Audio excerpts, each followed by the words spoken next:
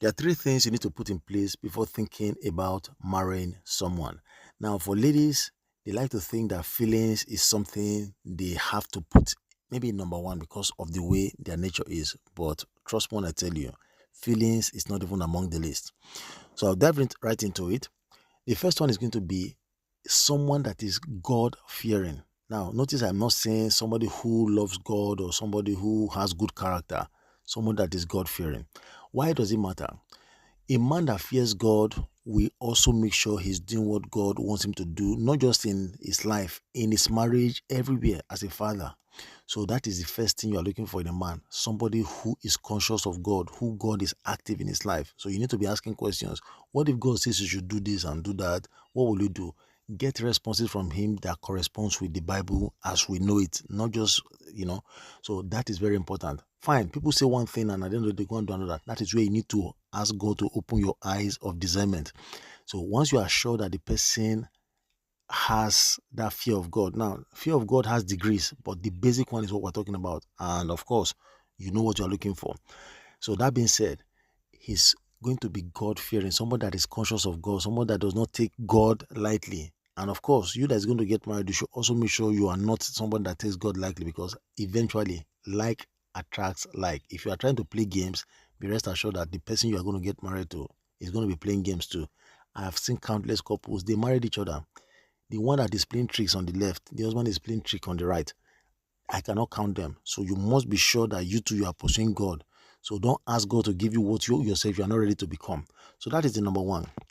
Number two, you're going to say married that you're going to spend at least 30 years, all things being equal, 40, 50 years. And under God, divorce is not something we should consider. God hates divorce. So anybody that is planning on divorce, I don't think they need to be listening to what I'm saying right now. They should just go ahead and marry anybody they want to marry. I don't talk about divorce because it doesn't exist as far as God is concerned. However, we know there are some circumstances that deserve our attention. So we'll talk about them. But those are not things we just start jumping into like we're talking about divorce. God has no plan for divorce, and we fight to see that we don't have any plan for divorce for anybody, including ourselves. So that being said, ladies, if you have three people in front of you that, let's say, fear God now, which one are you going for? Now, this is where it matters. That man that you can obey more among the three of them, that is who you are going for. Why? Because the Bible has commanded you that you should obey your husband. It's non-negotiable. A lot of women are just being, I don't want to use the word stupid, but it's close to being stupid, thinking that, they know that men ought to love them, but they don't know that they have to obey. It's a simple math. A lot of ladies, for some reason, they understand that men should love them and protect and do every other thing, but they don't know that they need to obey their husband. So ladies, if you're one of those, throw that into the window. God has commanded you to obey your husband. You are entering marriage knowing that you are going to obey him.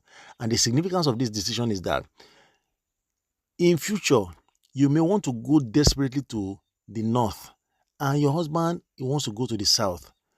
There's nowhere it's going to be said that it is the north, your north that they are going to. It's the south that they are going to. If you people have a very, let's say, maybe a sharp argument or anything, it is the man's place that they go to. It's not your own place. So you also need to find out if the person is a person that listens to your own advice. So they go hand in hand. Somebody that you can obey and somebody that listens to see get your point in matters. Very important. Now, thirdly, you are surrounded by people, hopefully. Now, the people's input, they matter a lot. There are a lot of times people are seeing what you're not seeing. So you must make sure you factor people in. So that means you guys should go around a lot. Don't try to do this curtain where you are just alone, alone, alone. We are getting married. No. Go and see him in his workplace. If it's possible, let him introduce you to the boss. If it's possible, he comes to your place. That way, everybody knows that these two people, they are in for something. A lot of pastors, sometimes, sorry to say, depend on the church you are going to, they want to see marriages. So if people are from the same church, they have a way of pushing marriages. So I don't really recommend you, you know your church. And so your church, maybe they're the ones that push marriages, like celebrating. Our own is marrying our own. Either maybe they have some financial gain or something.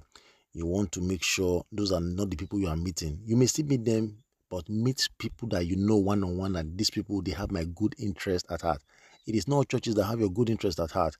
So when you understand that, you know the kind of people I'm talking about, including your parents, your siblings, and everybody. Those are the first line of defense. God forbid, if something happens tomorrow, who are you likely going to report to? So these are the people that you should be reporting to now, so that they will help you, they will be in the matter with you. So those are the three things. A recap: a God-fearing man, and someone you can obey, and lastly, someone that everyone around you is comfortable with. It doesn't have to be perfect. They don't have to have something very nice to say about the person, but just that, no, that and the guy is okay. Then that gives you confidence getting into marriage. So I hope this is helpful. Don't forget to like, share, and subscribe to my channel. See you and catch you on the next one.